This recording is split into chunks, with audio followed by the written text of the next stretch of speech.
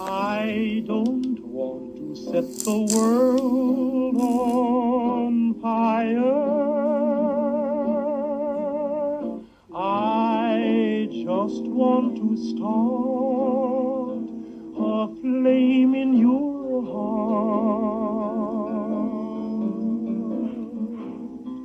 In my heart I have but one desire, and that one is you. No other will do.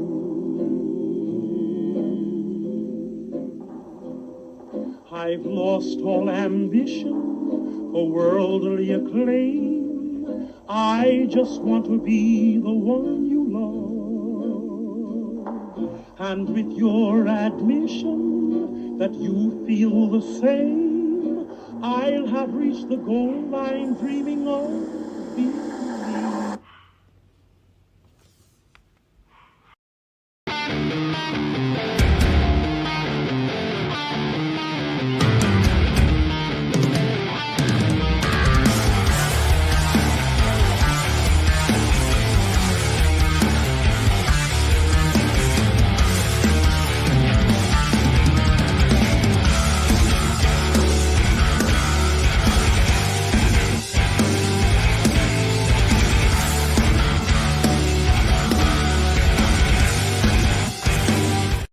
Welcome, everybody, to the very first edition of the Table Spot in the new year of 2024. My name is Metal Mike. I am joined here, as always, with the Alpha Wolf himself, Sean. And as you know, always to put those ones up for Sean. And we are joined here today with Scowls. Guys, gentlemen, Happy New Year. How y'all doing today? I drank too much last night. Well, I sat around and I just watched movies and did nothing. So that was my New Year. I was asleep by 10:30. Yeah, you know what? I'll say this. I was very tired yesterday. Very, very tired. To the point where I was just sleeping on and off. I even fell asleep during the Eagles game. Yeah. So after staying up until 2:30 to finish watching the media scrum and being up by 8 o'clock, I kind of need to catch up on my sleep. So I figured, what better night than New Year's when nothing was going on? And I think that's why the Eagles lost, because Mike fell asleep during his team. You know? No, they just suck. They only beat shitty teams like the Giants. So I got back into my town around 2:30-ish, 2:45. And then I finally ate dinner at 3:30 in the morning because I didn't eat it all before going to the show. And I fell asleep around 7:30. And then John was frantically calling me at 10 of 11 before Red Zone yesterday. Yeah.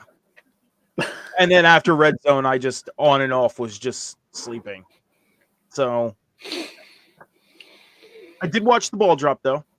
I turned over to one of the TV stations, watched the ball drop, and then I was like, all right, this is over. Back to the movie I was watching. I watched The Amazing Spider-Man.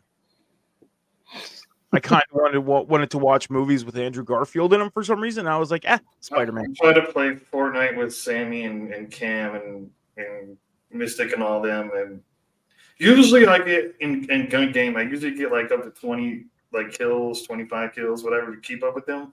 I was getting sick. I couldn't shoot for shit. I was so drunk out my mind. I was like, I can't do this. I'm gonna go play Lego Fortnite. So I fell asleep probably 3 or 4 times. Woke up, fell asleep, woke up, fell asleep. We got a comment in the chat. Shadow's bragging. Because it kind of sounds like he had a really good night. So yeah, that's Shadow. He always has to comment about shit and brag. You know, it's okay though. Maybe maybe New Year's Eve of 2024 I'll get to that level, but But Happy New Year's, guys. It's 2024. We are the first show here on Rivet City Radio's Twitch, Off the Top Media's YouTube channel. Just a reminder for everybody, head over to both Rivet City Radio and Off the Top Media's Twitch and YouTube channel. Hit the follow button, hit the subscribe button, turn your notifications on, and check out all the great content going on that we have for you. Not only record it, but the live shows that will be coming to you in the year of 2024. Some big things coming in the year of 2024. But gentlemen, we are here today to talk about AEW Worlds End pay-per-view that happened on Saturday, December 30th, out at the in New York at the Nassau Coliseum. Now, Scals, me and you had the I know we all have our own opinions on the shows, so I'm going to say honor, pleasure, privilege, and then a little bit of upsetting of being there. I will say the privilege of being there for my first AEW show. I don't know if there was a pleasure in being there, but I had the privilege of being at the show. Shadow just needs to give an honorable mention.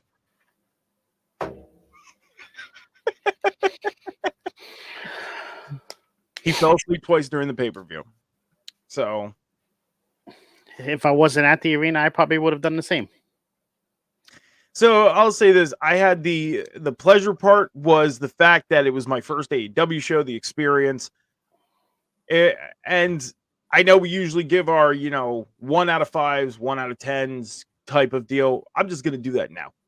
As far as the experience, I'm going to say 3.5 out of 5.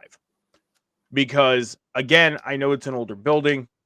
I know we discussed the sound system a little bit. They could have been better with the sound. I was a little upset about the sound. As far as the view, perfect view. I enjoyed it. I had no problem being in the seats that we were in. The seats themselves, they were super tight. I'm glad, and Scals, you said it, you're glad that half the people in our row didn't show up because we were able to spread out and actually have leg room. Lighting, the lighting that they did to introduce MJF and Samoa Joe was the best lighting all night. Oh, when the Dapper Yapper was introducing them? Yes. I was hold on, Shadow. It was not UBS Arena. This is actually Nassau Coliseum. This is the old barn for the Islanders. Where I have been many times before, mostly for wrestling fans. I have seen an Islanders game there before. But I was not one of those fans that wore a Rangers jersey to the event, even though there was plenty of them there for a wrestling event. The minute I walked into that place, there was like 3 people going through the security checkpoint and they had Rangers jerseys on. I'm like, we're at a wrestling event. Like, this is kind of, but I will say this. I go to wrestling events here, and when I go to wrestling events like out in Philly, there's people wearing Eagles flyers, Sixers jerseys. So, I get it. I get it. But that's the team that plays there. I get it. It's not the opposing team. That'd be like wearing a Pittsburgh jersey to one of those events.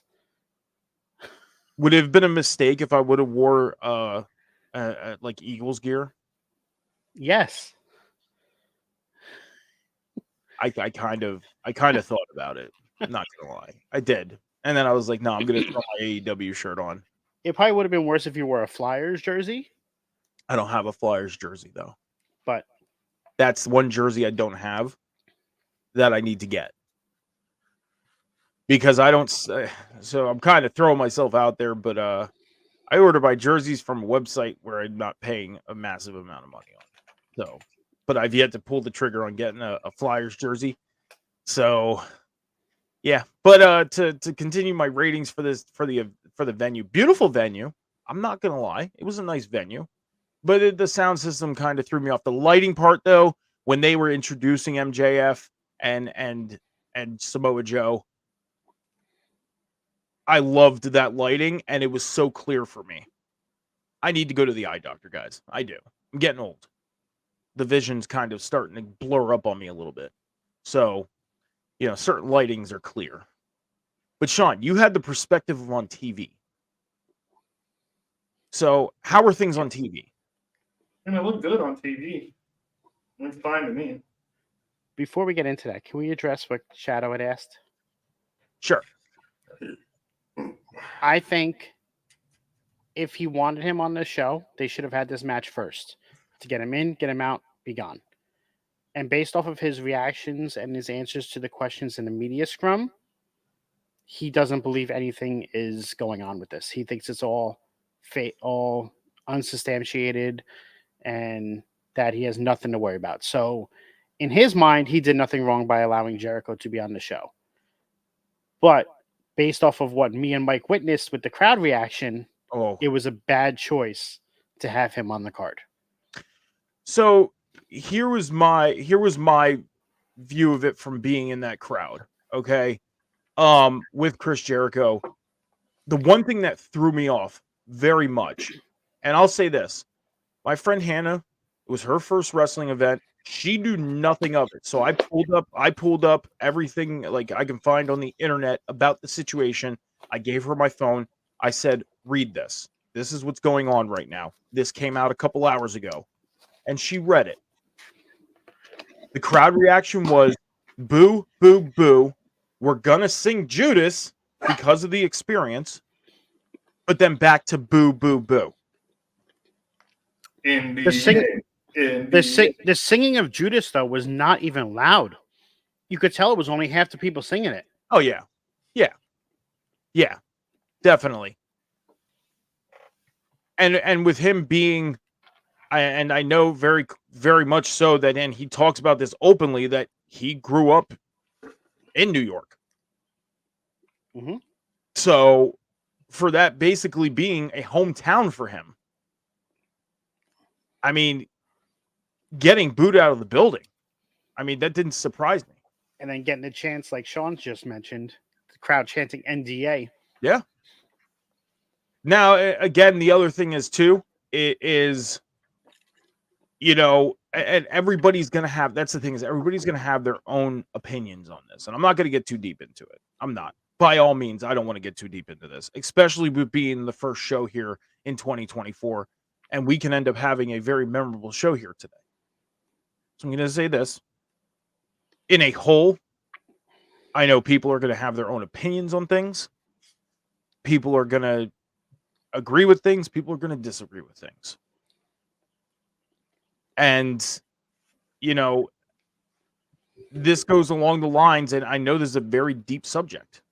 Very, very deep subject, especially here in the year of 2024. So, with that being said, you know, I guess we really got to see what happens in the coming weeks, maybe even months, of what happens with this situation. So, I'm saying this right now. You know, you got to look at this in many different perspectives. Many different perspectives because of life. And yeah. That's all I got to say. Now, did we have a discussion on the ride home about this afterwards? Yeah, we did. We did. And it was a very, very good discussion. Very good discussion. But everybody's going to have their own opinions. That's all I got to say. So, but I agree with Scowls more so. Keeping him off the card. I mean, maybe they should have done it. But if they were not keeping him off the card, I agree with Scowls. Should have been first on. Get it out of the way. I 100% agree with you, Shadow, there. If he's not off TV until this is done, then it doesn't matter what TK does in the future or what he says. There's always going to be a black mark on AEW. Yeah.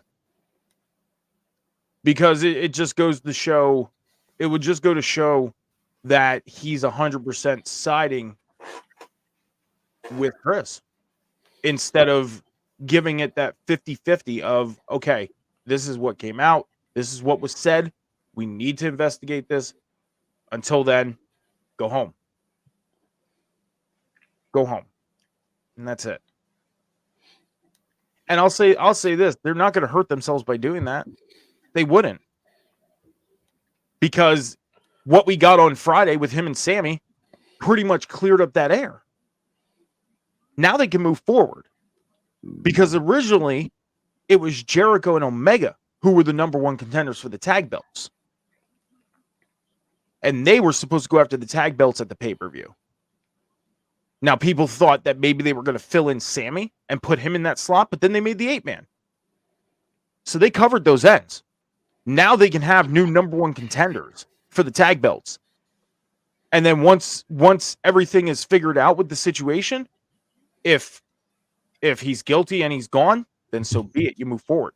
If he's not guilty and they can move forward with it, then you wait till Omega's cleared and ready and healthy to come back 100%. Not 50, not 70, not 90, 100%. Then you could put them back into that space of number one contenders for the tag belts. They cleared that air on Friday. They cleared that on Saturday. They can have new number one contenders, and it wouldn't fuck anything as far as story. It wouldn't. TK said he believes AEW is the safest company, yet months ago feared for his life. Yeah, feared for his life with the situation with CM Punk and Jack. Yeah. So, again, everybody's going to have their own opinions on this. It's a touchy subject. It is a very touchy subject. So, how about we move on from Jericho and talk about how I am your reigning, defending 2023 World Predictions Champion. So we're going to get into that right now. Okay. Wait till the end of the show or at the end of talking about the pay-per-view. But okay, yeah, we'll get to this. Sean went 10-1 on this pay-per-view. I went 8-3. That gave him the record of 89.5 and 35. I went 84 and 42 on the year. Sean won the Table Spot pay-per-view challenge. Congratulations, Sean. I was too hungover, I almost forgot my belt. Prematurely had to bring it up and couldn't get to the end of the pay-per-view before bringing it up. Fine. I needed the belt for the show, and I almost forgot because I was too hungover, but I remembered. So you almost got away with it. But it's okay. Fine. Because 2024 is a brand new year, and we're going to have a lot more shows. Because remember, this challenge started in March when we started, hold on. I have the date when we started this, and that was on May 6th was our very first show, halfway into the year. So, what is the Vibes Memorial? Run the Gauntlet. What is that? We're going to find out in a minute. It's okay, because I'll be reigning, defending, predictions champion all the way until 2025. If I get dethroned, then hey, that's a year-long champion. I'm basically Kunta. Okay, so here's a comment that we're afraid to be involved in these predictions. I'm not afraid to be involved in the other predictions. I'm not. I had problems logging on to make my predictions for to connect with. I was having login issues because I was gonna go make my predictions. How is it login issues? I was having login issues for some reason. You don't even need to be logged in. It asked me to log in. I was having login. I clicked the link, and I was having login issues because after we made our predictions on Friday Night Review, you mentioned to go onto the website and make the predictions, and I was having issues. I was having login issues. I truly went on to try to make my predictions, and it would not let me log on. So it does occasionally ask scouts. Well, it was more so if I was putting a password in, and I was putting in every password imaginable, and I only run. So, full disclosure, I only create 2 passwords for things. Nobody's ever going to figure them out, but I only have 2 passwords that I put on everything. So it had to be one of the 2, and it just wasn't going through. I couldn't get logged on. So, or else I would have joined it. But the beginning of 2024, I'm going to make sure that I have everything figured out because I will be not only doing our predictions here for the Table Spot pay-per-view challenge, but I will be joining those predictions as well and to make sure they are in. So our predictions for the Vibes Memorial Challenge, or my Vibes Memorial Championship, goes from the first show after WrestleMania all the way through to WrestleMania. Mm-hmm. So it goes for that entire time. It's like the WrestleMania season Okay. from after Mania all the way, and it ends on Mania. So right now we're pretty far into it for this year.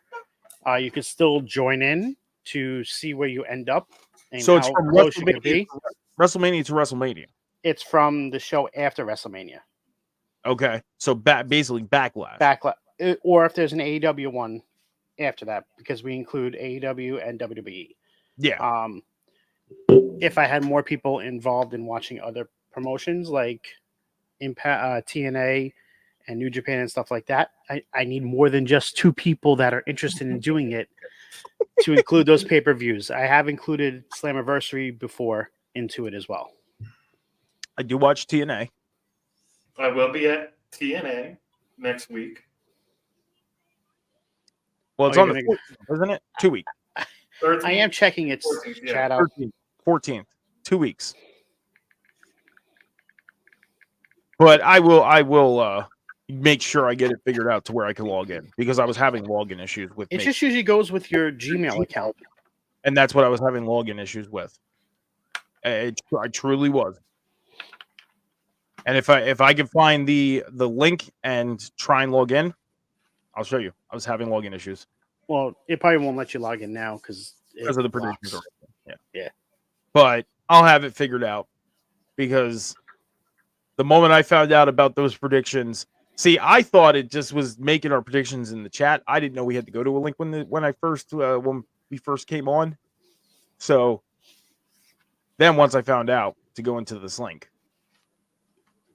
So, but yes, Sean won the table spot challenge, but we got a full year. Royal Rumble's around the corner, right around the corner.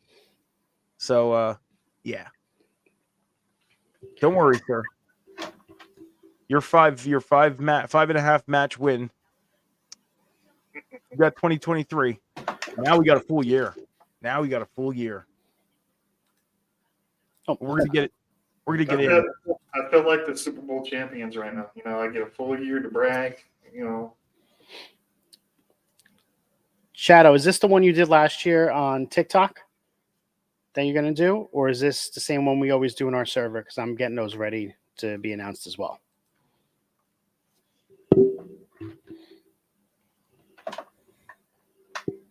Yeah.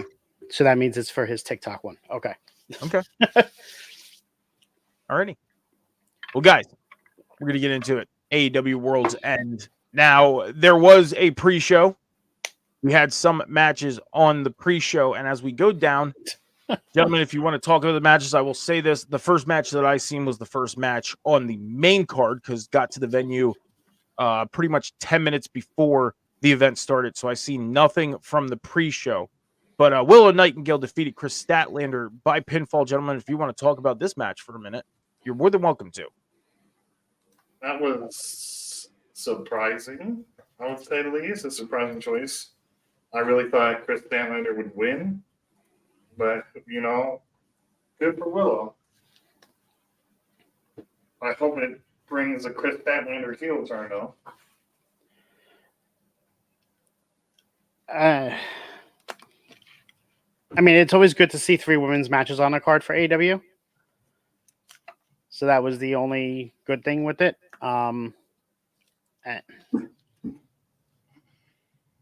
I was surprised, like Sean had said, because Stat has only been pinned once in the last 18 months. And I was surprised they made the second person to do that be Willow. Especially with everything going on with, what's his name? Stokely. I wanted to say Malcolm, because that's what it was in NXT. But I couldn't think of what his name was in AEW. All right, so we move on to the Battle Royal. Killswitch won the Battle Royal by eliminating Trent Beretta, and he won himself a future AEW TNT Championship match anytime, anywhere. And we all know what happened with that, but we'll get into that in a little bit. But gentlemen, any words on the Battle Royal with Killswitch winning? Predictable. That's all I gotta say is predictable. Yes and no, because no one knew who was going to be in it. And when both Lance Archer and him came out, I knew it was going to be one of those two. And since they have had nothing done for Lance Archer in the last year, you knew it wasn't going to be him. So, like Sean said, it really was predictable. All right, we get into the unsanctioned championship in AEW, the FTW championship in FTW rules. Hook defeated Wheeler Yuta by submission. Now, speaking of predictable, I'm going to say this. I didn't see this match. I was just entering the building as this match was happening. But I know I didn't need to see this match. I knew Hook was going to win. Good. You missed Wheeler Yuta's horrible attempt at a heel promo. No, I heard it. I heard it. It was not so good. And I'll say this. Wheeler Yuta, a few months ago, when he was trying to have words with MJF, his first promo, you could tell he was struggling. Second promo with him, he did a little better. He did. I'll give him that. But now it's almost like a backtrack. It's almost like his promos, he did nothing to forward himself in his promo work after that. Nothing. Because So he's really not on the mic. Can't get better if you're not doing it. exactly. And I think they should start giving him more mic time to better himself because, like you just said, you can only get better by being on the mic. You can't expect somebody to be good right out of the gate. And I don't know how AEW, runs as far as, like WWE. They make sure that somebody is good on the mic. They make sure somebody is ready not only to have the mic skills, but in the in-ring, they have the whole performance center. They practice all that stuff. Now, whether AEW does that or not, we don't know. But I think it's something that, they definitely should work on with him to get him better because I feel like Wheeler Yuta can be good on the mic when it comes time to being on TV. I feel like he can. I don't know what you guys think, if you guys feel different, but I feel like he can be a little better and be good with his promos. Considering he has Mox and Daniel Bryan in the Blackpool Combat Club with him, yeah, he should be great on the mic. And Learning Claudio from those two. I left Claudio out of when I was saying that for a reason. Okay, I'm sorry. Claudio is not good on the mic, and that's what hurt him in WWE. When they gave him chances, he didn't perform there, and that's why he was never a champion. So if he would have been better on the mic, he probably would still be in WWE. But Daniel Bryan, or Bryan Danielson, and Jon Moxley should be able to teach Wheeler Yuta to be better on the mic. Because you have two of the best. Yeah. I can agree with that. Sean, any words on Yuta? No. Enough said. We'll move forward to the main card. And our first match that happened was the Blackpool Combat Club of Claudio Castagnoli, Bryan Danielson, teaming up with Mark Briscoe and Daniel Garcia, taking on Brody King, Jay White, Jay Lethal, and Roosh. And the team of Claudio, Bryan, Mark, and Daniel won this match by pinfall. Gentlemen, your thoughts on this match? Whoever wants to go first.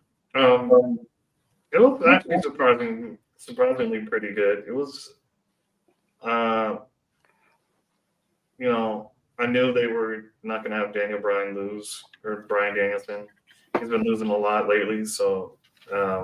But it's interesting choice to give Daniel Garcia the pin.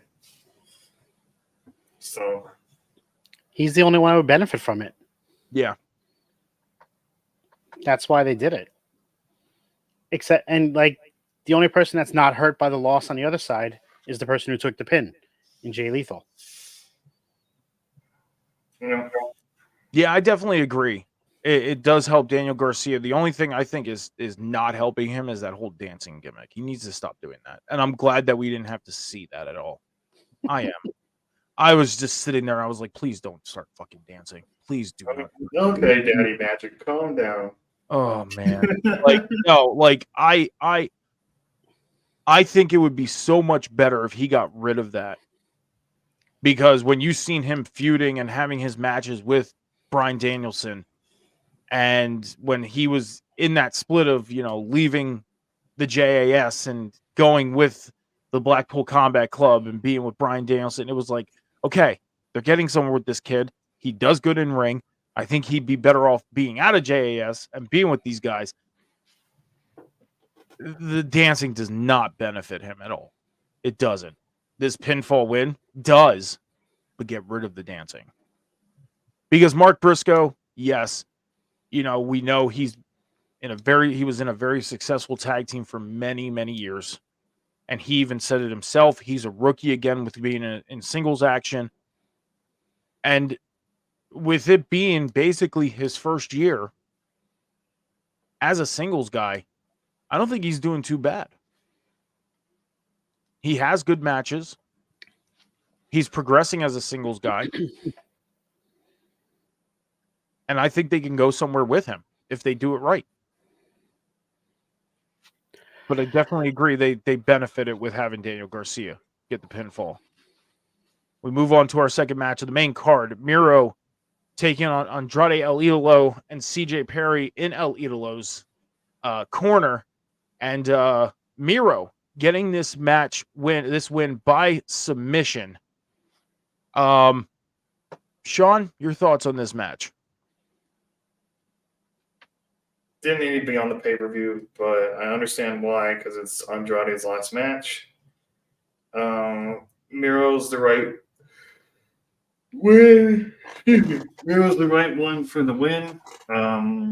Interesting to see where CJ Perry goes now. Yeah, with Miro. Yeah, with Miro, she turned on Andrade. Turned on Andrade towards the end of that match. Yep. And Scowls, I'm going to let you, before I was ready to say what I was going to say, Scowls, go ahead. Your thoughts on this match? The Redeemer won, and I'm very happy for it. It was a great match between the two. It was a very WWE-esque match put on between the two of them. You could tell Andrade his head was not in it because he's out of there. He was ready to go, but he still went out there, was a professional, did what he needed to do, and he put over Miro on the way out. So kudos to him, and I'm excited to see what they do with CJ Perry going back to Miro. Yeah, I'll say this: it didn't surprise me. CJ turned on Andrade because I knew nothing of Andrade's status before you told me. You told me, and I was like, "Oh, okay, all right." Knew nothing. It still shocked me that she turned on him. It did. Like, I still had that shock factor. Like, the 10-year-old in me kind of came out, and I was like, "Oh shit!" Like, I was surprised, even with knowing. Now, as far as CJ going with Miro, I don't feel like she should go with Miro. They're doing this storyline of basically what they did in WWE with Bobby Lashley. Am I correct on that? It's a mirror image of it. Yeah. To an extent. Okay. I think what they should do is instead of putting CJ automatically with Miro, have him feud with people she goes with. So she goes with somebody, Miro defeats them. It's almost like a defeating type of deal. Almost like Miro has to get to her in a sense. Like he's trying to win her back? Yeah. What's up, Will? What's up, What are you doing today? What's up, Will? Happy New Year. Thank you for joining us. But yeah, I think it could be like almost like a win her back type of deal because they didn't walk out together. They did not. They walked out separately, and Miro didn't look happy, just like the last time when she showed up. Just finished the Iron Claw. Please, no spoilers. I was supposed to go see it on the release, and I didn't. Okay, do it. So if you don't want any spoilers, make sure don't watch his show tomorrow on Nerdy News because they're going to be reviewing it. Okay. Okay.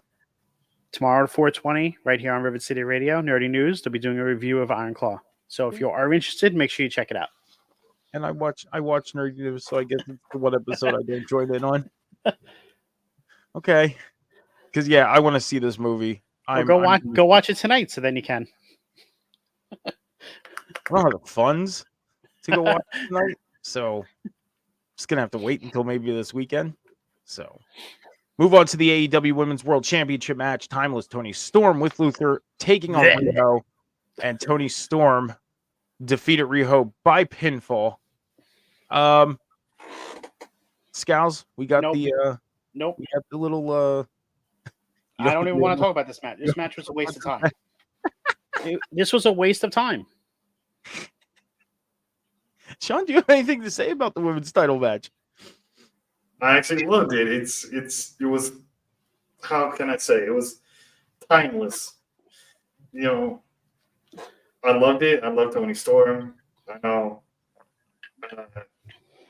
the roses afterwards was hilarious. The right woman won.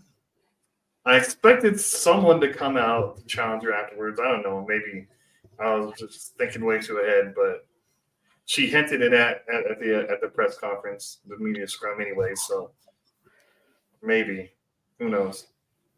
Yeah, apparently in regards to who you're mentioning, she could show up as early as tomorrow night. There was a lot of rumors out today that saying she is now signed, but there's been no confirmation for that. Mike looks lost. I am lost because it's Monday. It's Raw's tonight. Right. Okay. Somebody can show up as early as Wednesday night for AEW. Okay. Apparently, there's rumors that she had signed. Okay. Did you watch the media scrum? I had a 2.5-hour drive home, and then I came home and ate dinner. No, I didn't know if you put it on your phone while you were in the car or not. That's what I did. No. But during the media scrum, Tony Storm said that she wants to fight somebody with money. It's a dead giveaway. And then she ended up calling out Wendy Richter. And then she called out Wendy Richter, and it was stupid. And Tony Khan looked like a moron with a hat and glasses on. I bet. Talking about AEW safety. I bet he had a dumb look on his face after she said that. No, he had a dumb look on his face because he wore her hat and glasses. Oh. Okay. Oh, I seen a picture of that. Okay. Yeah. And his hair was all messed up and stuff afterwards. Yeah. It was funny though. Yeah. He took her hat and glasses, And then he kept it on for a serious answer to a question about everything going on with Chris Jericho. Instead of taking it off, acting like a professional. To be fair, you kind of got blindsided by that question. How do you get blindsided? You know that's what's going to be going on. Yeah. You knew everybody was going to ask about that question. They asked about it 4 times. But then you also have the idiot who spoke and asked about Julia Hart and started asking about AEW Fight Forever in the middle of her time. Like these people that were there at the media scrum did a horrible job. The three of us could have done better. Yeah, I didn't see that part. Wait, what? Yeah, he asked Tony Khan about Fight Forever in the middle of Julia Hart's time. Like, what did they ask about Fight Forever? It's a dead game. Well, season 2 is coming. What's going to be different? Are you guys excited? Why aren't you doing a game every year? Blah blah blah. Taking her time. What I did like is Samoa Jones did announce a partnership with them in WB games, so hopefully WB can make a better AEW wrestling game that kind of like maybe goes towards the 2K route and actually gives us a good AEW game. Real quick on the game. My feel on the game. I'll say this: I haven't played it in a while. It's been a while. It's been a while since I touched a wrestling game. Period. Because when it comes to the WWE game, me and my one buddy, we have a video sharing app, and then we build our own storylines. We share our stories on it. Okay, that's what we do. We did that with the WWE game for years. It's been months since we did it. Hence, I haven't touched WWE. The AEW game, there's some things that I feel like they can update to make it a little more enjoyable for the experience. Like the one thing I had to complain on was the entrances. I feel like they could have done full entrances just like the WWE game. The controls could have been a little better. As far as graphics, though, I don't have complaints about the graphics. I actually like the graphics. I do. Would I say they're better than WWE's? No. But I do have no problem with the graphics. But there are some things I think they can update and make a little better. So, but as far as Tony Storm, I disagree. I feel like Riho should have won. I'm not a fan of Tony Storm, you know that, but I'll be real what I think on my opinion of going what direction. Tony Storm right now is champion. There's really no key story built around her. It's almost like they're going the direction of, Sheeta's last run. There was no story built around it, and it sucks. The story that's built around it right now is that you have Mariah May doing all of her bidding and being her lackey. Yeah. And they are wasting Mariah May because she is actually a great wrestler. And what they're doing right now is just making her look like a little punk drunk person who is in love with her, aka Mickey James with Trish Stratus back in the early 2000s. The one thing I will say, I was excited about. I was like, okay, I don't need to see this whole like them switching back and forth to black and white, then color and everything, and then they showed it on the big screen. Yeah, yeah, they showed it on the big screen. I was like, son of a bitch, really? Why? I don't know. I could do with that. I think she needs to lose the belt. She's not doing anything for the championship. She's way better in the ring than she is showing, because right now does not look like she knows what she's doing sometimes. It was sloppy in the match. And that could be in addition to Rio too, because Rio hasn't been wrestling a lot. Like, they need to put her in a storyline with somebody that can be great. A la Thunder Rosa needs to get back and take this damn title from her. Yeah, I agree on that. She's never lost it. Mariah May should not be the next person in line, and that's what they're building to. The only way that's going to change is if Mercedes shows up on Wednesday and is the first challenger and beats her ass. Because that's the only way Mercedes is coming there, is if she gets a lot of money and she's guaranteed a title belt in the damn near future. See, I can agree with you on that to a point, but I disagree to a point, because AEW does have a history of bringing somebody in, they end up getting a title shot right away, and then it doesn't happen.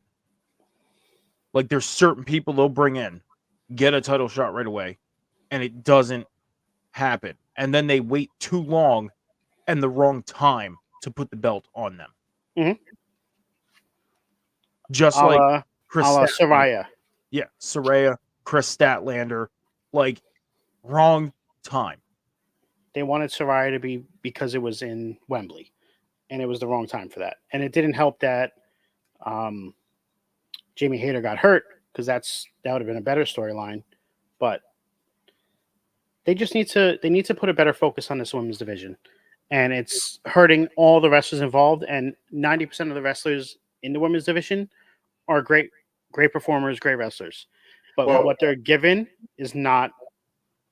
It's not necessarily because of them. It's because of the writing as well. Yeah. Well, I stand with Serena Deeb coming back. I think Tony Khan needs to have her help the women's division a lot, like booking, writing, whatever. When I saw that, because they showed that on the pre-show on 0 Hour, they showed the little vignette, and I saw SD. I was like, fuck yes, Serena Deeb's coming back. I was so hyped. And she grew her hair back out. Like, it's just like she's ready to fight, and I'm glad she's coming back, because she's been out for over a year now. Yeah, she's been out for a while. So good for her. I'm excited to see her come back.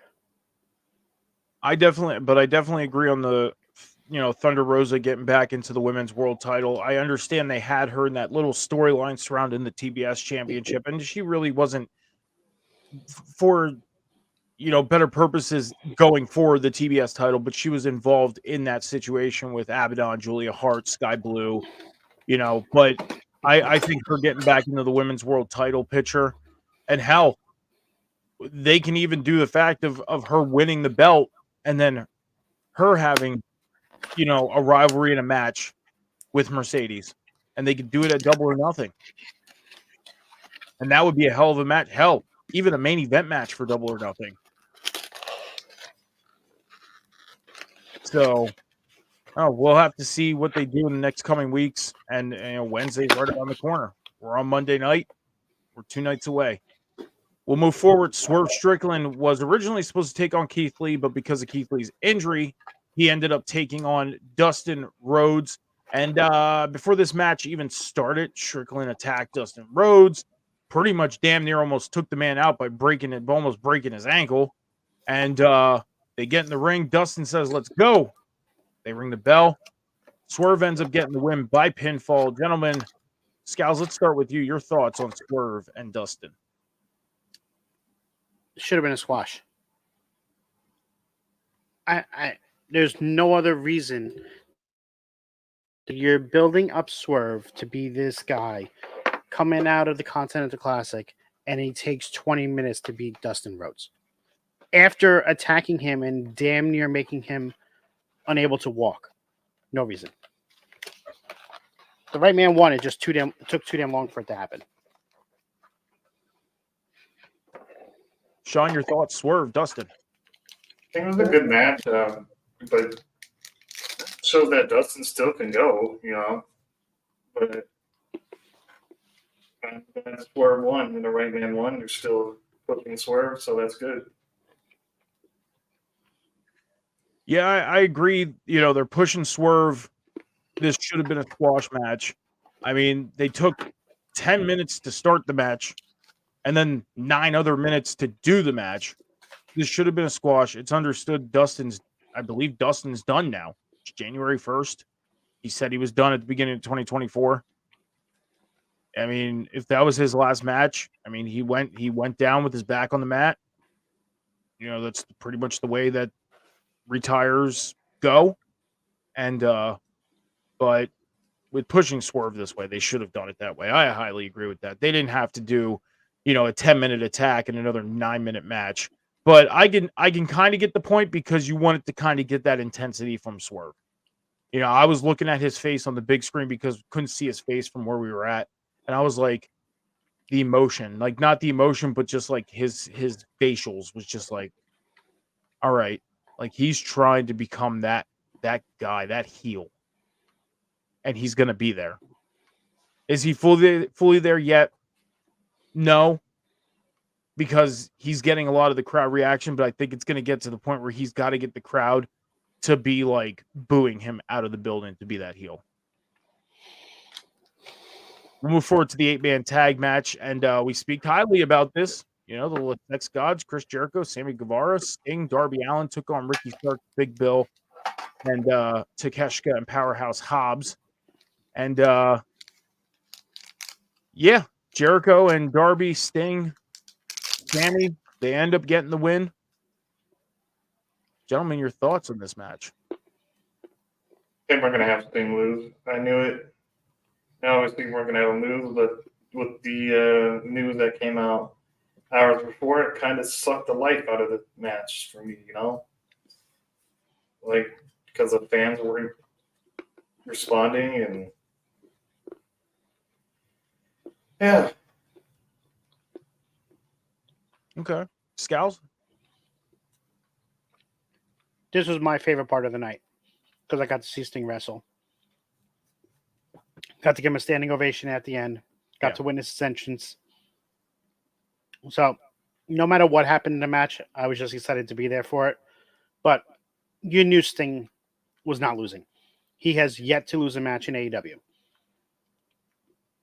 If he loses a match, it will be his last match, and it will go out on his back to give somebody the rub when he's done. And the only way that, and I really hope it's not who I think they're going to put him in the match with, because then he needs to just win and be done with it. But it was my favorite moment of the night, outside of wrestling matches, because I did enjoy some of the matches, but Sting looks like he needs to be done in the ring. He's getting up there in age. He's a little slower than the other guys, and he's not as quick to do the right moves. But it was a very, very emotional moment having seen Sting wrestle in that building 20-something years ago for Monday Night Nitro. I'll say this. He still looked good. I mean, I seen him live back in 2011 at Bound for Glory against Hulk Hogan. And, that was pretty much really the start of the physicality of Hulk Hogan going downhill with his back and his knees and everything like that. So Hulk couldn't do too much. Sting carried that match. He did. But Sting looked really good. He really did. And it was a great experience. My question for you is did you get your farewell tour shirt? I did not. Oh, I wasn't buying a shirt for $40 in an arena when I can go online and get them for cheaper. man. This is right. true. This is true. You could have got, because we looked at that while we were there. They upsell their shirts in the arena, and it was kind of upsetting. It was kind of upsetting. My flag fell, guys. My my $20 flag decided to fall down off the wall. But I'll say this. I was standing in line in concessions before the show started, and the merch was right there. And I was like, I really want one of those flags. But they're $20. And then I went online and I was looking, I was like, they're a little cheaper online, but then you add shipping and stuff like that. It's $20. So I was like, fuck it, I'm going to get it. And I was debating on getting the Sting one too, but I didn't. I was like, yeah, don't push it. Just get the flag. I got a flag. I'm going to hang it up. I had it hung up. It fell. I got to hang it properly. Supposed to hang it yesterday, but I was just lazy. Yesterday was my lazy day. So I mean, I can get the farewell tour shirt they have on Pro Wrestling Tees right now. Oh, so they have the same one? No, it's a little bit different. The one that they have is actually only at the events, but I have a Sting shirt that I got from AEW. So, one thing did happen in this match, real quick. The one thing I noticed, does it? I really don't know if I want to ask this question or not, because I don't know how touchy it is. But I seen a picture online, okay, and I don't know if the article was true or not. But the picture was of Ricky Starks in the ring with Jericho, flipped him off. Now the title said that Ricky refused. He did to work with Chris. It was true. Okay. Does it surprise you? Nope. Not one bit. And I seen this immediately. Like the moment I got in the car, I was like, oh shit. And it doesn't surprise me either. I missed it. I didn't see that part. But it doesn't surprise me either. It doesn't. So right, they were on the pay-per-view, huh? They still in the match? They were in the match, right? Yeah, they were. Ricky right. Starks was on the other side. And when Jericho tagged in, Ricky Starks flipped him off and then immediately tagged out. He refused to work with him.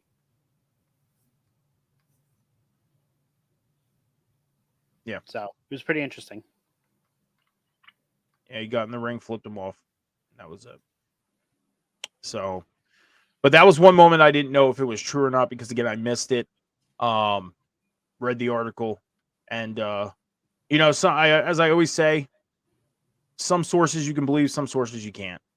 And this was a source that I normally don't come across, so I didn't know whether to believe the source or not.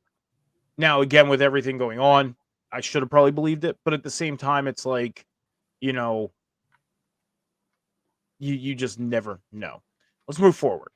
We'll get off this. We'll move forward. We'll move on to the AEW TBS Championship match between Julia Hart and Abaddon. And Julia Hart ended up defeating Abaddon by pinfall. Now, Julia Hart did get some help from an appearing Sky Blue. And Julia Hart retained her TBS Championship. Sean, we'll start with you. Your thoughts on the TBS Championship match between Abaddon and Julia Hart. I'll just say that was the one that got me the win, baby.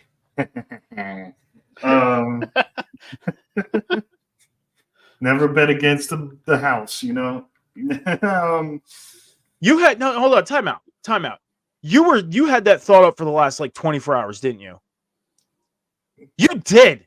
You did. You were just like, I'm so gonna stick this. Like you were probably sitting there watching the pay-per-view, and then she won, and that's where you got your win, and you were like, ha, ha, ha, I'm gonna say this to Mike. I'm gonna stick it in his fucking craw. Here we go. Yeah, that's probably what happened. You had this planned for 48 hours. 48 hours. Yeah, Saturday. Saturday. Yeah. All right. See, I'm A little hungover. Time under 48 hours, but still. Continue. I mean, I didn't have that. What I was gonna say, what I said planned. I mean, it was off the top. Lies. You know. Lies. Yeah, they could have Lies. But Because no, I really. I would have had that planned. I would have. I'm admitting it. I would have had that planned, but sorry, continue. But no, it was a great match. Julia won with Sky Blue helping. I'm glad I got to see Sky Blue. Love Sky Blue. But I was hoping that Thunder Rosa would have came out and helped Abaddon somewhere through the match, like when Sky Blue was. But I'm glad Abaddon had a great match. They, they had a great showing, and I'm glad that they can show off more. I hope they get more airtime for Abaddon.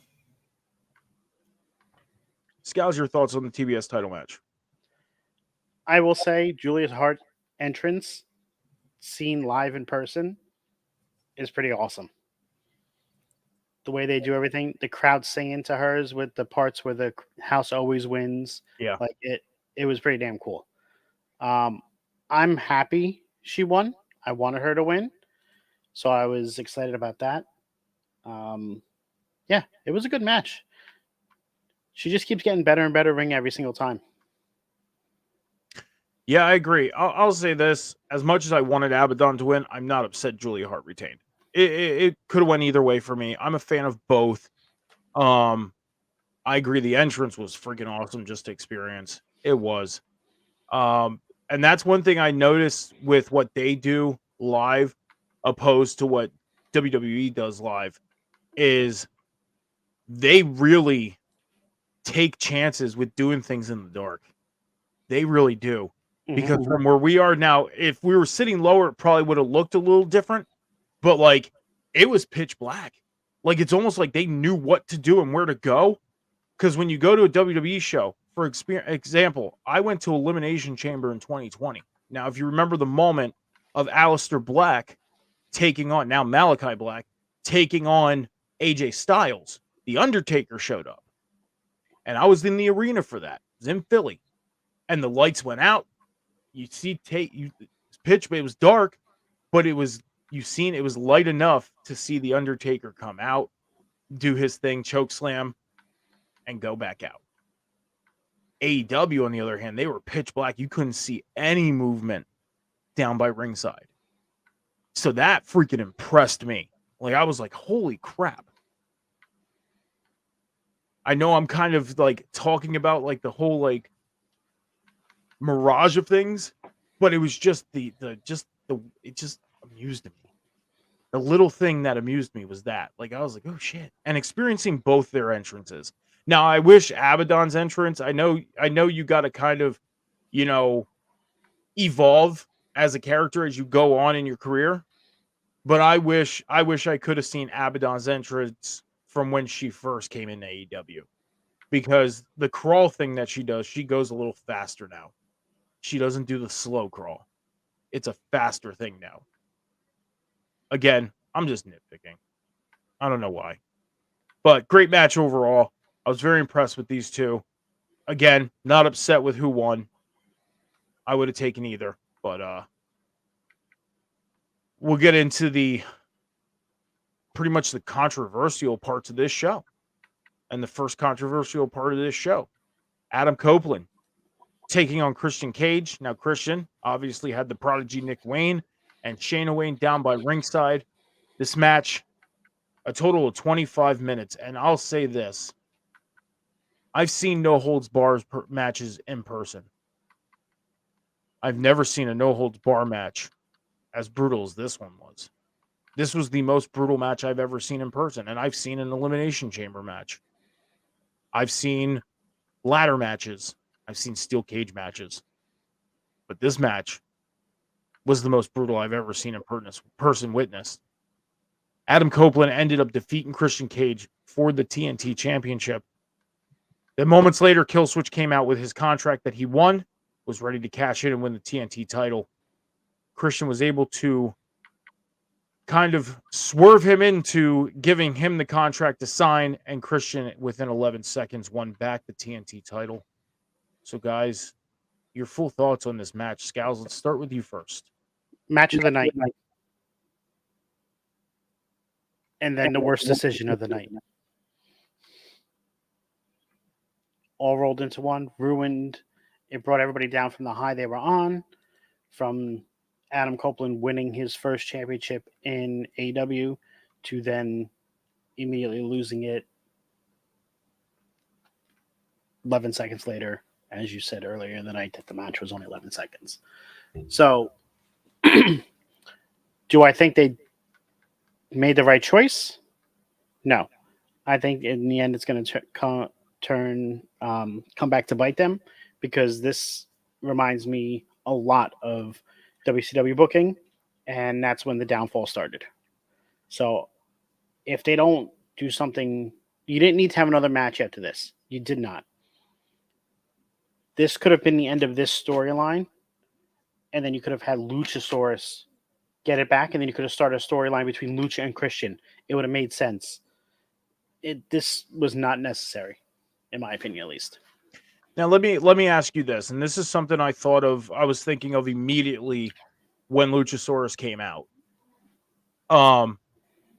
He was ready to cash in. He obviously gave it to Christian. Christian won the title. But the thing I immediately thought of when he came out was he's going to turn on Christian, try and win the TNT title, win it maybe, and then him and Christian's feud starts right there. Or just ends up turning on Christian immediately right there. And Copeland could have walked out with the belt. See, I don't think he gave it to him willingly. Oh, no. No. Christian has something on him. And I'm very curious. And I'm very curious as to what the hell it is. Yeah. Sean, your thoughts on this? Yeah, that's what I've been saying. Christian, since Saturday night, I've been saying Christian's blackmailing Killswitch, and he's got something on him, and I want to know what. I want to know what Christian has on Luchasaurus.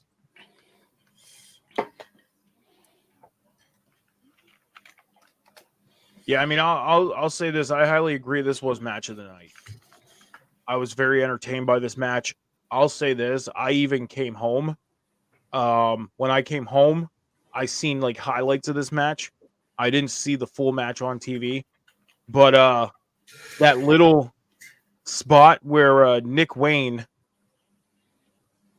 Happy New Year. Thank you for joining us. And Mike. What's going on, Mike? Damn, I lost my thought. Okay, I got it back. But that little spot where Nick Wayne got powerbombed to the table, not through the table, to the table. He was on fire for at least 2 seconds. Like I thought I seen that from where we were sitting. I did. I was like, oh my God, he's still on fire. It was like 2 seconds. And I was like, oh, maybe he wasn't. But then I thought maybe it was just the table. No, it was him. He was on fire for 2 seconds. And I was like, holy crap. Like, I just kept watching that spot over and over again. And like, kid's lucky he's not hurt. I'll say that too. Well, he's lucky that he's not hurt and not paralyzed from Yeah. The head going right to the floor. Because Yeah. he grazed the table. He didn't go through the table. And then some of the comments, and I'll say this, I wanted to so bad kind of get into the comments, but then I was like, one of my, and to kind of disclose here, guys, you know me. I'm one of those people that I respect everybody's opinion. Everybody has their own opinion as a fan, and I feel like nobody's wrong and nobody's right. That's part of being an opinion. That's part of the fun of being a fan. Okay. And I seen people's comments, and one of the comments was, well, why didn't Nick Wayne's mom do anything?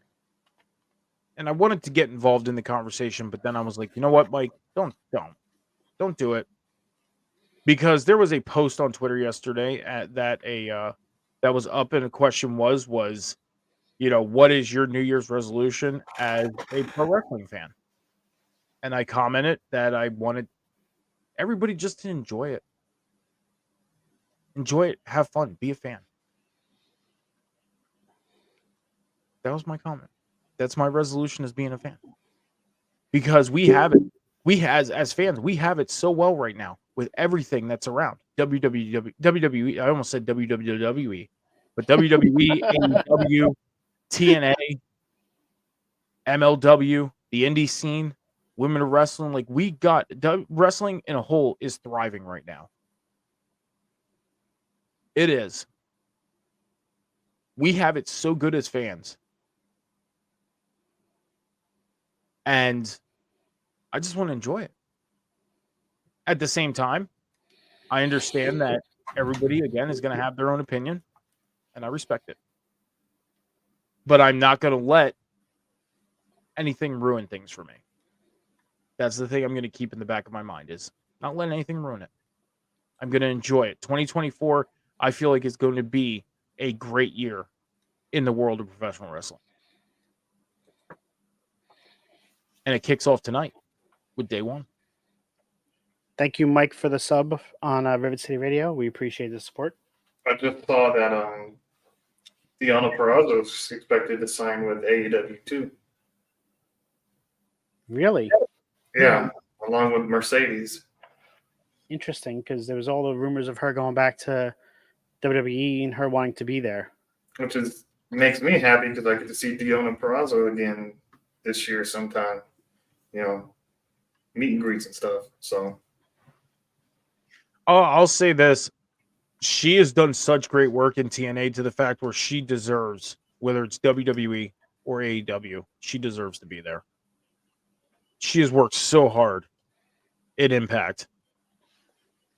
I remember the times of beginning of COVID when she had that squash with Nia Jax right after Mania. And then she left. Immediately went to Impact, became Impact Women's Champion, and just thrived from there. also, you mentioned day one tonight. The Rock is in Pasadena right now for game day. So the former WWE champion might be the great one. Because Pasadena is like not An even hour. out. It's an Yeah. hour away. Yeah. This is an AEW Worlds End Reaction show, and I'm going to say this.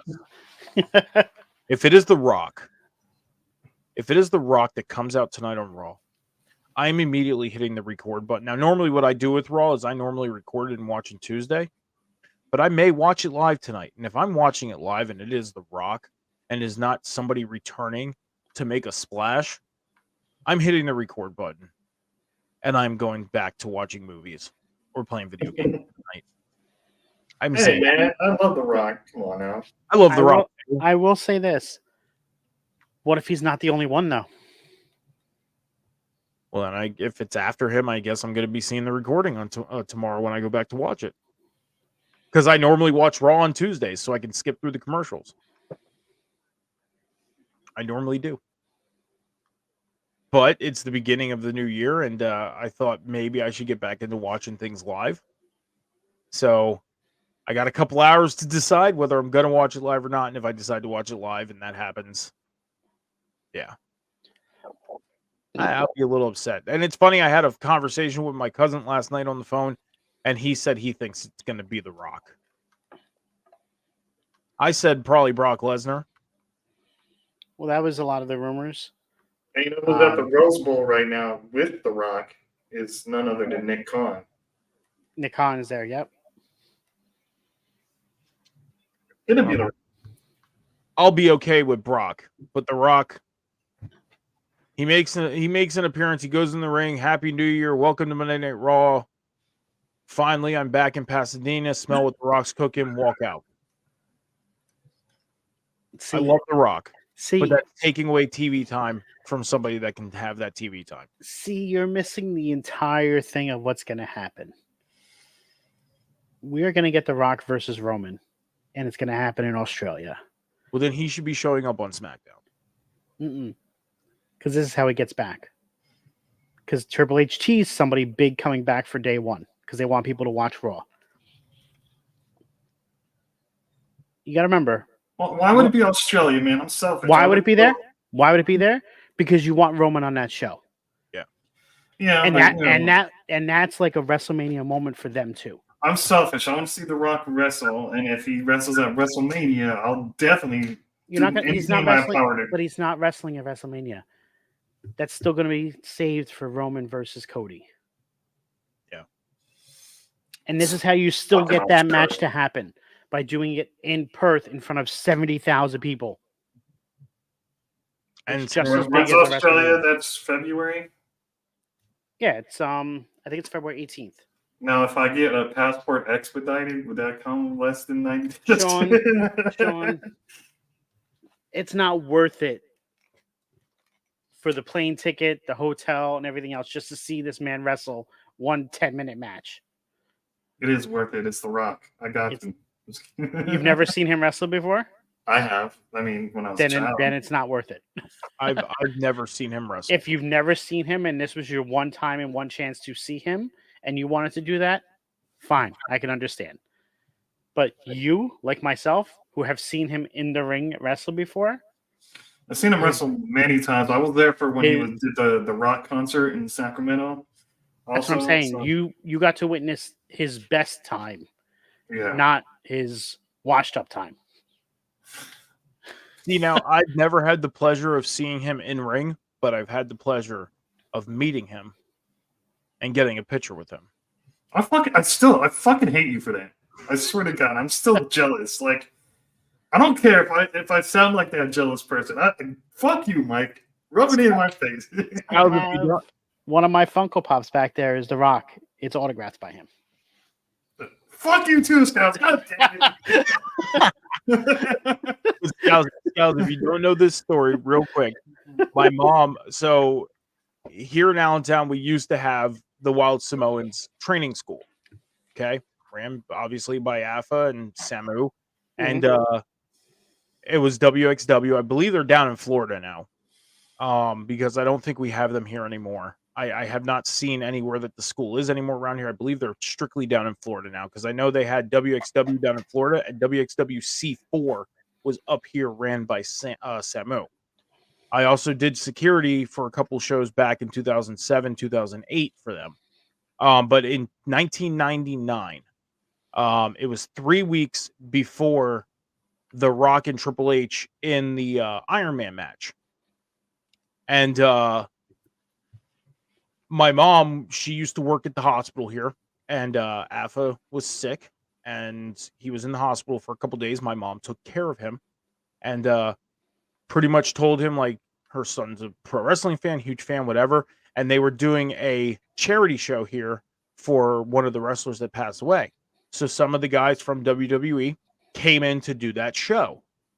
Didn't get to meet any of those guys, but earlier in the day at the training school, there was a meet and greet with The Rock, and he gave tickets to my mom for the meet and greet and the charity show. So I got to meet The Rock. I wish I could find the picture because I was living in the house I lived in at the time, and then I packed the picture away. It's in one of my boxes stored away somewhere. Well, when I went to my aunt's house for Christmas, I went down and looked at my tubs to find my picture album that I have. And that's where I found my picture of when I met Booker T in the hotel lobby at the WCW Nitro event. I met Chris Benoit. I I got to see Macho Man Randy Savage walk past. Got pictures. That's how I remember the night of when Sting was in the ring. I got a picture of it. And then right after that, I have pictures from Raw, SmackDown with Stone Cold, Rock. So I've been very lucky to witness a lot of things that happened in the ring. Yeah. Like I've mentioned before, I've seen Triple H's return from his quad injury at MSG. That happened at MSG, yeah. I was at MSG when John Cena returned at number 30 in the Rumble. When no one knew he would be back because he was only out for 4 months instead of the 9 months that they thought he was going to be out, and him winning the Rumble. And Jim Ross lost his mind on TV. So I've actually gotten to witness some big of the crowd popping events. So I've been very fortunate. Nice. That's awesome. Sean just paced me a little bit more. Real quick before we get into World's End, Sean, have you been able to had the privilege of witnessing anything like big happen in person?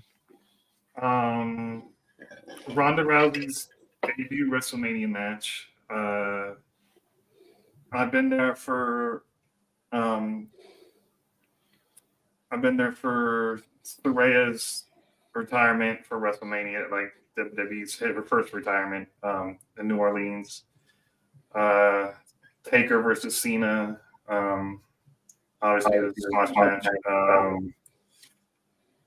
I was there for the Rock concert. I was there for the milk truck, Kurt Angle's milk truck. Nice. You were there for the first ever women's main event for Mania, weren't you? No, I wasn't. Oh, I thought you were at MetLife Stadium for that one. No, I wasn't. No. I thought I heard you mention that once. I was there for the cash-in, the WrestleMania cash-in, Seth Rollins. That's the one you were there for. Okay. Yeah. I knew you were there for one of the two things. I couldn't remember which one it was. The closest I ever got to WrestleMania was fan access the night before WrestleMania 35 at MetLife. I was at Access, and it was the night that Bret Hart got attacked on stage during the Hall of Fame. And me and John and one of his buddies were at that fan access, and we were reading because Hall of Fame was happening while we were there, and this breaking news popped up on our phone about it, and we were like, "Oh shit! Like, wow, this happened." And but that day I got to meet Nikki Cross. I met Eric Redbeard and had an awesome conversation with him. Awesome dude. One of the nicest people I can say out of anybody I've ever met. One of the nicest people I've ever met. Had a great conversation with him. And I met Primo and Epico. Almost got to meet Shayna Baszler. Almost got to meet Tommaso Ciampa. And I seen Adam Cole. He cut, like, they set up at the fan access and NXT area. Adam Cole came out to cut a promo, and he was taking questions from fans and stuff. So if anybody, if you guys haven't done it, or anybody in the chat hasn't done it, if you get to experience even just the fan access, it's a great experience. Great experience. I think one of my best moments from last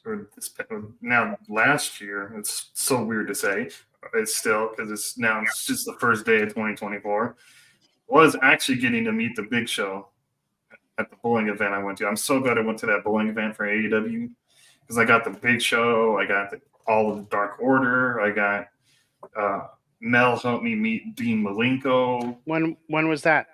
In March, for when I was at Revolution that weekend. You know, I met like the Acclaimed. Saraya gave me a bunch of big hugs because we were talking for a bit, and when I was meeting her, telling her about 2015 when I met her at the hotel in California for WrestleMania 31, and she came back down just for me to get a picture with her and whatever. And she was so sweet, and she was like, during the event, I might flip you off, but I don't. That's just who I am. I was like, oh, I know that. Don't get me wrong. One of my biggest moments. So I've been to 3 TNA / Impact pay-per-views, 1 WWE pay-per-view, now an AEW pay-per-view. I kind of pretty much hit the trifecta on your main pro wrestling pay-per-views and TV done a bunch of house shows throughout the years and everything like that. I could have seen my first Raw back in 2002 because WWE was here doing a house show on my birthday, and then the next night they were in Raw, and I would have seen Eric Bischoff make his debut. But instead, I chose to go to the house show. Picture See, that. I've been to two. I've been to two AEW pay-per-views now, but I was at the first Double or Nothing. And big moments there is when I obviously seen the first Double or Nothing. I met Gabriel Iglesias in the crowd walking around. I met JWoww. She was in the crowd. I met Grim, of course. Teddy Hart was in the crowd. I met him, but we don't talk about Teddy Hart. But no, so I've been to two AEW pay-per-views. I've been to a Global Force Wrestling show that obviously never happened. I've been to a TNA show and a house show, which is and now 2 weeks from now I'll be at TV tapings and a pay-per-view. Been to many WWE events, been to so many pay-per-views. I was there for I was at the Bash when it was CM Punk versus Jeff Hardy for the world title. I was at the Hell in a Cell, the infamous Hell in a Cell with Seth and Bray Wyatt, the Fiend. Obviously, that we all know how that turned out. Yeah. So I had a fair share of big moments, which I'm blessed to. Well, I'll say my biggest moment. I mean, next to meeting The Rock, obviously big moment. But when you're even early in your years of teenager, it's kind of like you don't know what to say or do or anything like that. So aside of that, my biggest moments I would probably have to pick, and not just because you guys are here with me today, but being with you guys in August. Just experience was just amazing. I was also there for when Dean Ambrose won the Money in the Bank and cashed in that night too. I was at that Money in the Bank. I was also there for SummerSlam. Edge brought back the Brood music and fake Seth Rollins, which was dope. And I finally got to see Goldberg wrestle live against Bobby Lashley. All right, so we'll move forward here with AEW Worlds End, and the Eddie Kingston and Jon Moxley made it to the Continental Classic Finals. This match was for the Continental Classic Championship, the Ring of Honor World Championship, and the New Japan Strong Openweight Championship. It's a Triple Crown Championship match to crown the first Triple Crown winner, and Eddie Kingston ends up winning this. He is now a Triple Crown champion. So, you guys, your thoughts on this match? Sean, if you want to go first. It was good, and the right man won in Eddie Kingston. I'm glad Eddie Kingston won, because if Mox won, it would have been like, why? This is Eddie Kingston's match.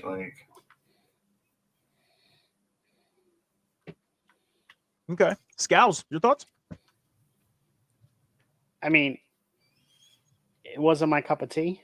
I didn't really enjoy this match that much. It moved way too slow for my liking, but I know that's their style of wrestling, and to each their own. I was happy to be in the arena for him to win that title and get his comeuppance, because he does deserve that, but just not my cup of tea. King of the Bumps. Yeah, I'll say this, and I believe I said this to you on Saturday, was, you mentioned, you said to me that you really weren't a fan of the match, and I said to you, they just got to where they needed to go. That's pretty much what that match was they just needed to get to that point, and they just had to do what they needed to do. 17 minutes and 20 seconds of this match, I think they could have definitely went shorter. And the thing is you, with the pace of the match, you really can't say, well, they were just trying to slow things down, because you did not get a lot of fast-paced moments throughout the night. you didn't get a lot of, the normal AEW bang, bang, bang, bang, bang type of deal. There was a lot of slow down moments, taking your time moments throughout the night. So this really wasn't that either. I agree with you. I am completely and really happy to the fact I was there to witness him win this championship, win this match.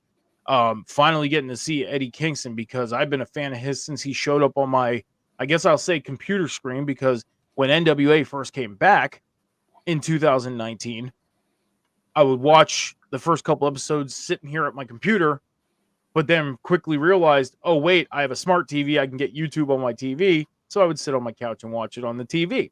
But with that being said, I've been a fan of him since he showed up on my screen. I was highly excited when he showed up on my TV screen, his first match on Dynamite against Cody. And when I found out he got signed with AEW, I felt it was much, much deserved after doing my research on how his career went. Much deserved. And Eddie Kingston is definitely on my list of people to meet. Definitely somebody I would love to meet, because I am a huge fan of his. And I think they're doing everything right with him right now. Everything right. So, but we'll get to the main event. Samoa Joe, the challenger. MJF, the champion. Adam Cole in the corner of MJF. Now, Samoa Joe ends up getting the win on this match. And how it's being said is he won by technical submission, meaning MJF passed out. He just passed out, and the bell rung. Now, Sean, you were watching this on TV. Scows, I don't know if you felt this way, but I'll say this. Little bit of confusion at the end there. Sean, I want to go to you first. Was there confusion at the end of this match? What's going on, Not Cam? really, because he counted the arm. You can see the arm go down. So the 1, 2, 3. Yeah, obviously. but watching the ref's reaction to it was like, oh shit. I don't think he was supposed to let it drop to 3. Yeah. That's where the confusion comes in, because the ref sold it like, I don't think that was supposed to happen, and then he rang the bell. Yeah. Which makes it even better, because obviously that is what they planned as the finish. And just the way the ref sold that actually made it better for me. Right. Yeah, when the ref, because I was watching the ref's reaction, and when that bell rung and just seeing the look on his face, I was like, what the fuck was this supposed to happen? Like, because when I was watching MJF's arm, I seen the arm go up for 3, and I thought he held it up, and it was still up, and then the bell rang. I still seen his hand kind of like this, and then the bell rang, and I was like, oh my God, like, was this supposed to happen? And then when they said won by submission, new champion, Samoa Joe, I'm like, oh, he passed out. He passed out. Holy crap. But then, guys, let's get to the point. Get to the real meat of this story. And that is, we got the reveal of the devil. And the devil was Adam Cole. So, guys, your thoughts on Adam Cole being the devil? Obvious. It was obvious, but Predictable. Needed to happen. Still would have made more sense if it was Britt Baker. I'm so glad it wasn't Britt Baker. That would have ruined everything for me. But it wouldn't have, because they could have played it off that she did that to get back at him for taking Cole away from her. And she's the one that hired the Kingdom to do all of this, to get back at him. That's where they could have done this and expanded the story even more. Yep. But they chose to go the easy route, that it was Cole the entire time. Because you had Cole go to Roderick Strong's house and do all these chores while his ankle is broken. Like, why did he do that? Like, that doesn't make sense. It just would have made sense to throw us off the trail and had her been the person to do this because of him. I want you back. I need you away from him, so I'm going to get rid of him and take what he cherishes most, and that's the title. But Yeah, I highly agree. I mean, I'm number one. I'm glad it wasn't Jack Perry because I feel like it would have made no sense to be Jack Perry. I feel like it wouldn't have been. The only way that it would have made sense was the fact of having him right away in the world title picture. It would have been, but then you would have been going from the path of him having a world title match in a fatal 4-way to him being on a pre-show on your arguably one of the biggest shows in your history of your company, and then going to being gone for months and then coming back and being injected right into your biggest storyline that you have going. So I agree. I think I highly agree with what Scals just said. I think it would have been better off having Britt Baker. I said Britt Baker, because she could have been one as like the puppet master, the pulling the strings, doing this, doing that. And then trying to manipulate Adam to come to her side instead of just having Adam reveal as the devil. But the thing is I feel like this pay-per-view was solely created just for this to happen, just for this reveal. And they kind of went 50-50 on it. They could, I mean, the timing of reveal was right, but because I don't think they could have went into 2024 with still wondering, oh, who's the devil? It was perfect fitting, but I agree they could have revealed it as Britt Baker, had Adam Cole still with MJF, tried to lure Adam back to their side, and then have it successfully happen. But the thing I do have to brag about, guys, is the fact that I kept saying that Adam Cole was the heel in this whole situation, and he's the devil. So, yeah, we'll do bragging rights on that one. Just got to say. So, Sean, you could brag all you want about being the table spot prediction champion. But I got right with Adam Cole.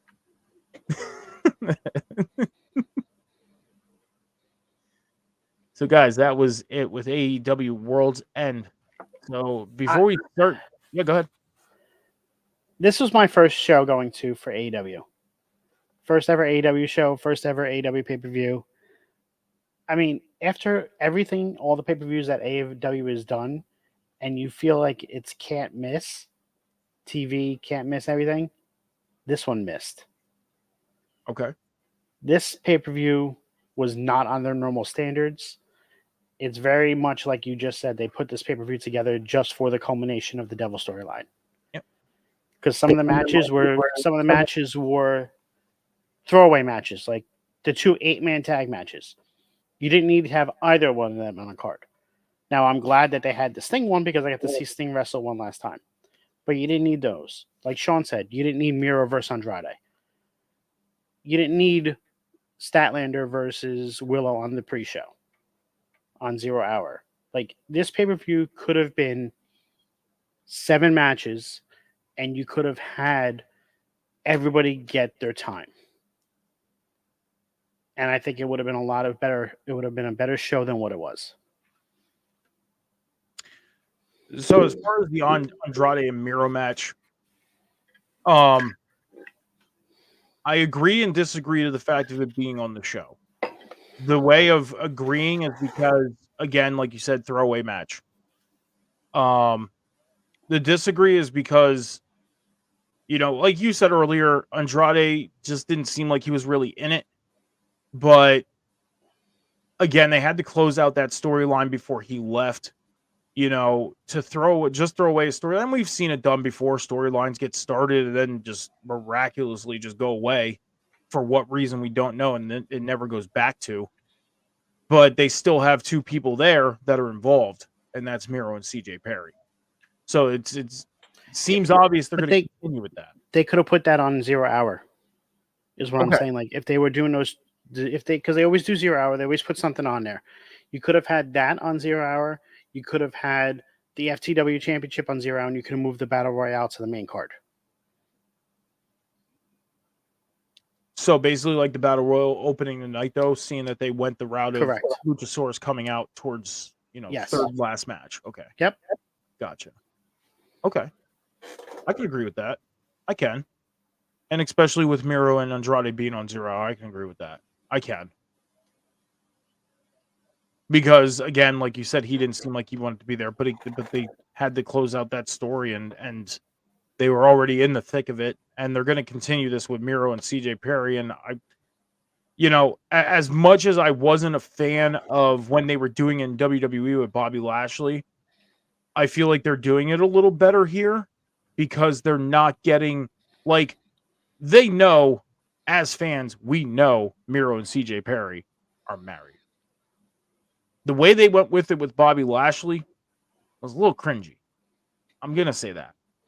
They're not doing that here. They're keeping it along the lines of not being cringy. Because they're not doing everything that CJ was doing on screen with Bobby Lashley. That's why I feel like they're doing it a little better here. They're keeping it a little more believable than what we've seen in WWE. As far as the 2 8-man tags, I agree with the 8-man tag of the guys that were in the Continental Classic. I get it. They just went through this tournament. These guys are the consolation guys. They're not in the finals. Let's just put them in an 8-man tag. We didn't need to get that. And if we did, they could have put that on 0 hour. I agree with that. The 8-man with Sting and Jericho and everybody involved, it was the understanding of the pivot because of Kenny Omega, and we were originally supposed to get the tag team title match. But at the same time, they could have went the route of just putting Sammy Guevara in that position where Kenny Omega was supposed to be. And they could have built a storyline from there, and they could have built something of a rivalry between Chris Jericho, Guevara, and Kenny Omega.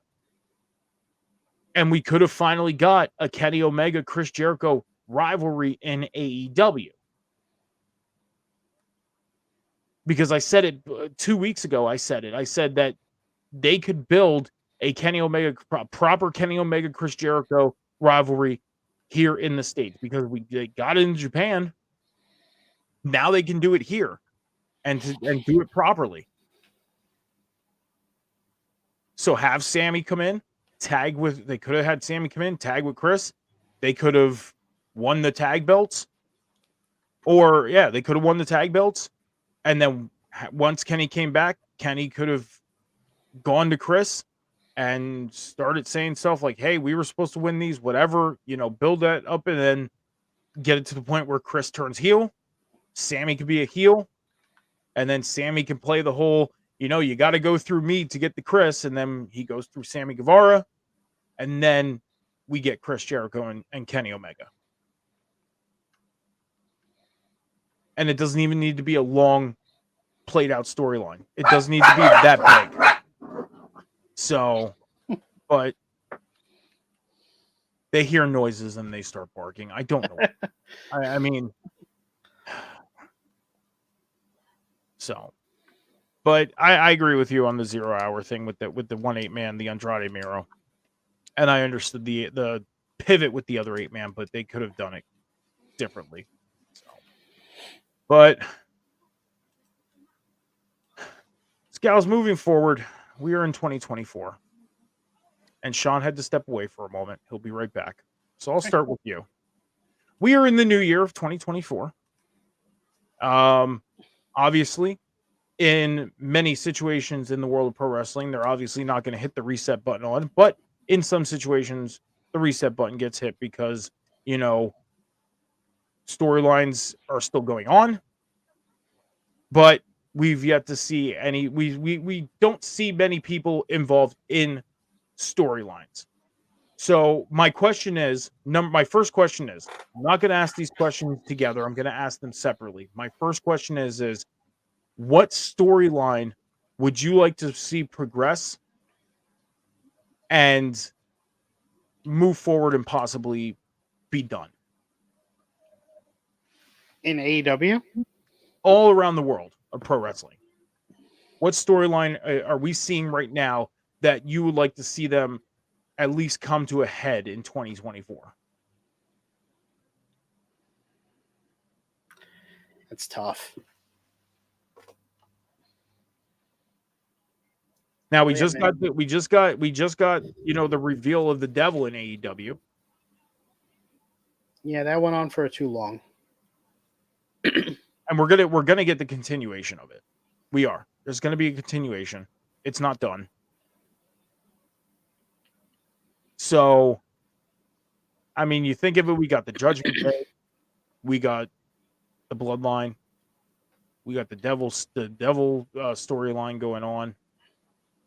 Tony Storm's little storyline that she has going with her timeless thing. Go ahead, do it. I just wish that was done. That's my worst gimmick.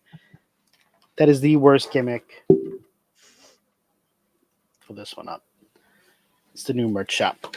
Gotcha. I don't like the Tony Storm gimmick at all. I think she's above what she's doing. I wish that would end. But in regards to storylines, I want to see the culmination of what happens with Damage Control. Okay.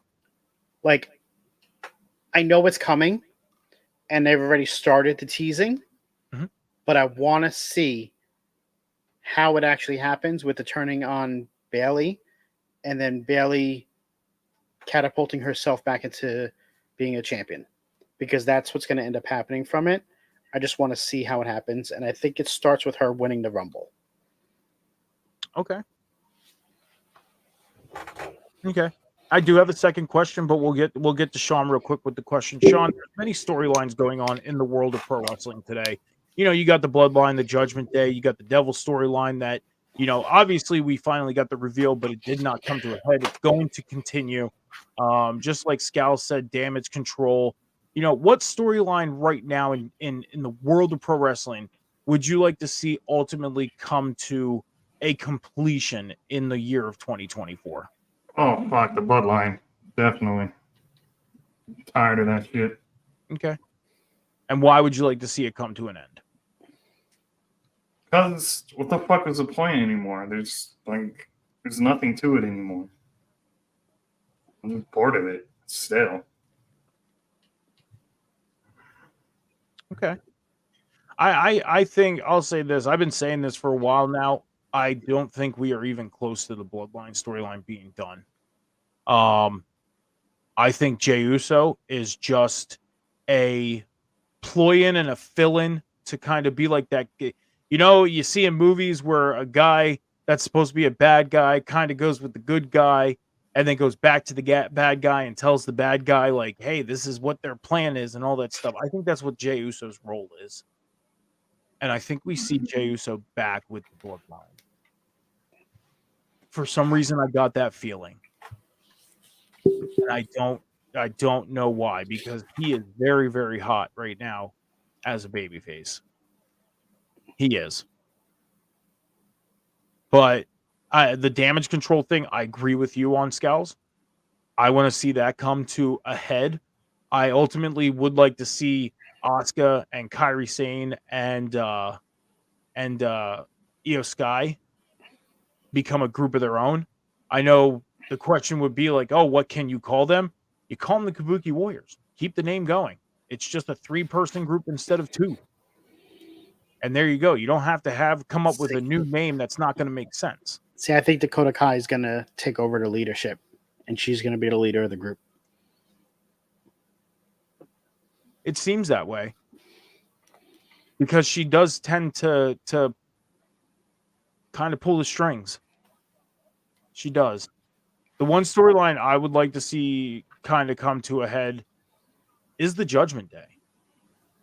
I feel like they're at the point now where everybody in that group is at a level where they could be successful on their own. I want to see Rhea away from Dom. Dom could be successful on his own as a heel.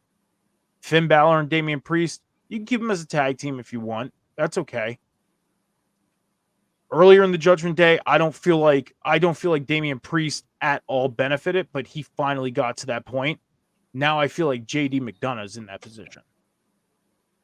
And when we first seen JD show up, in the shadows of Finn Balor in that parking lot that one night, he almost looked like that ominous guy that was ready to come in and take over. And now they have him in the position he's in, having matches with R-Truth to see who's in and out of the Judgment Day. Like, I feel like they kind of took the left turn on that one.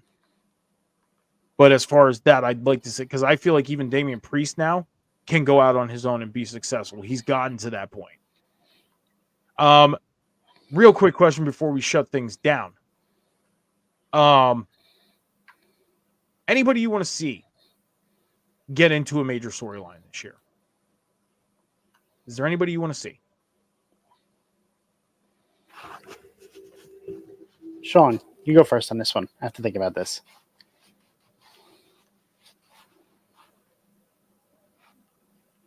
Uh-oh.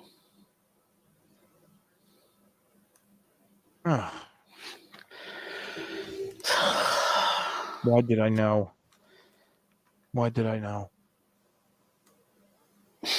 Why? Do I need to say more? No, you shouldn't even have said that. Anybody besides Tiffany Stratton and Nikita Lyons do you want to see get into a major storyline this year? Damn it. I don't have anything prepared for that. I don't have anything to pull out of my, Ass? That's the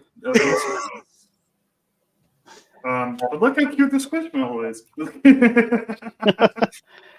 No, I honestly I have no idea other than I would say maybe I don't know. I honestly I can't think of anything. I don't know. Okay. Yeah, this is tough because you're like putting us on the spot. But I do sometimes.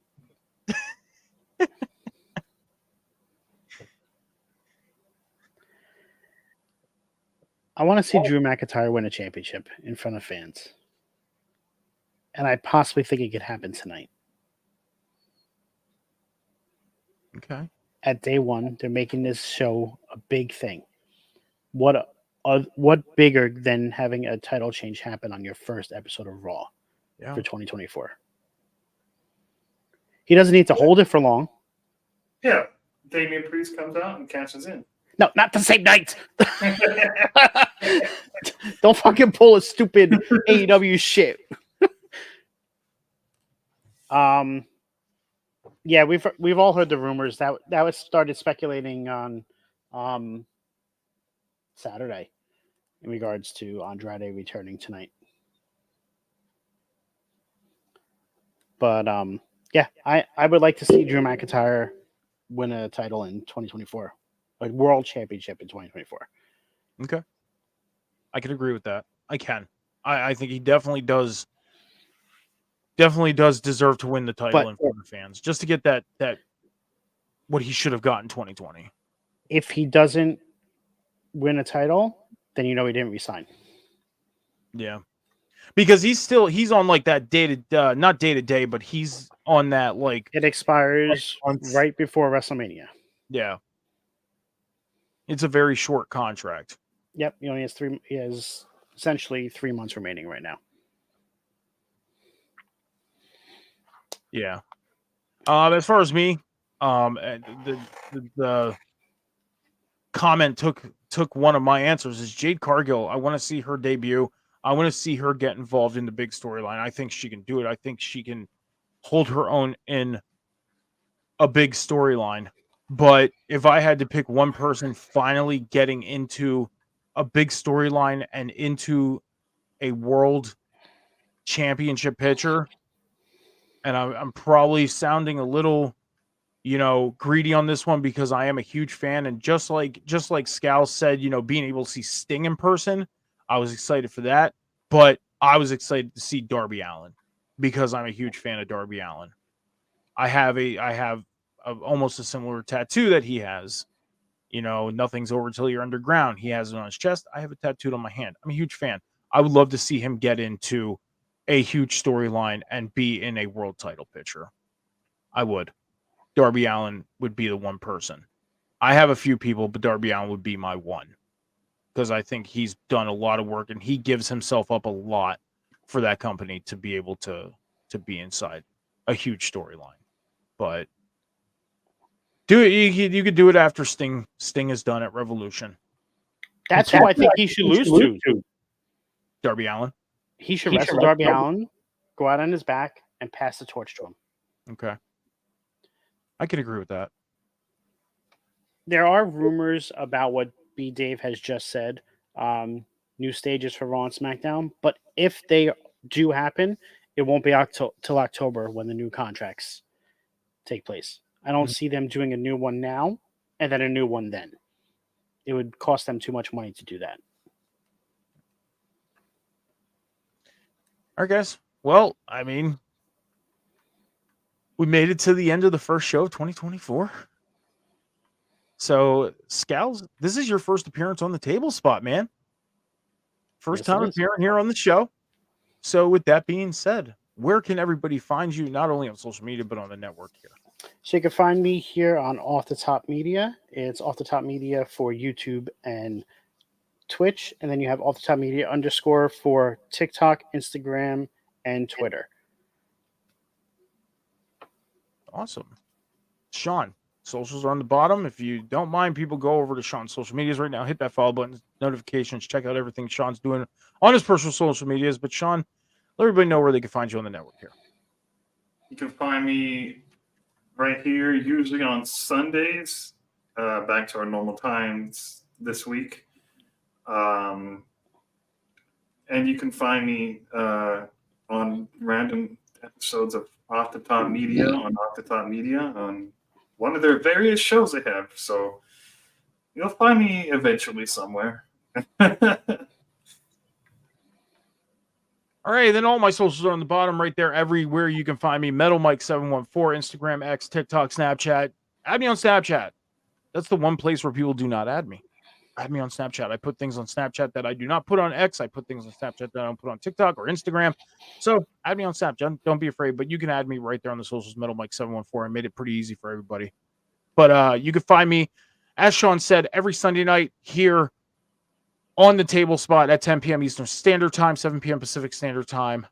On Saturday nights, you can find me on Prince's Movie Madness at 8 p.m. Eastern Standard Time with Prince. And on Sunday mornings, you can catch me on Rivet City Red Zone with the Candyman himself, Johnny H. We discuss everything in the world of football. So, gentlemen, that is it. It's been a pleasure. Happy New Year. Let's make 2024 a great one, guys. And this was a great start to it. Great start. But until then, everybody, be good to each other, be kind to each other, be patient with each other. Remember, the world is not moving as fast as you think. Until next time, peace.